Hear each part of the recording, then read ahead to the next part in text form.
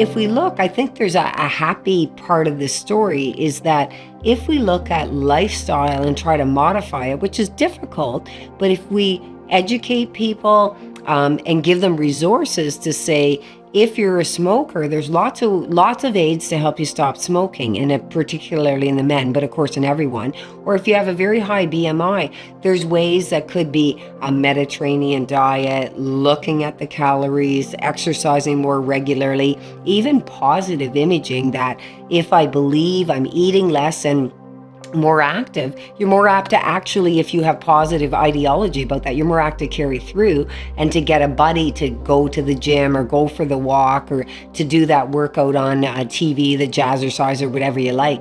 I think if we can facilitate that, because most of us won't have access in the public healthcare system to a dietitian, to a personal trainer, that just doesn't really exist. But if we can give good websites, good information, and be very positive and follow up. And in many ways, try to, what I'll call, it's more a marketing term, try to seal the deal. What do you think you as a patient could do between now and your next follow-up in however many months that might help you improve your RA? And let's give you a menu and just choose one. Don't choose 10. Nobody chooses 10 things on a menu. They choose 1 or 2 things, right? And let's work on it. And I think if you give people the ownership and give them the resources, that not that it's easy, it's hard to change habits, it's hard to change what we do, but that I think we can really facilitate improvement. And in many cases, these, like, they're not small from a patient perspective, but these relatively inexpensive modifications to lifestyle can actually have a huge effect on boosting the drug effect.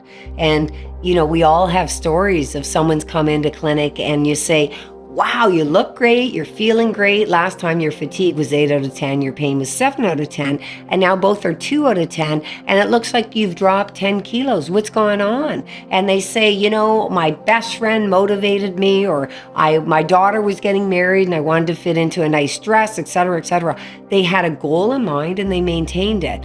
It's still tough if you're going to lose weight or stop smoking not to relapse, but the most successful people in these areas have relapsed and they try again.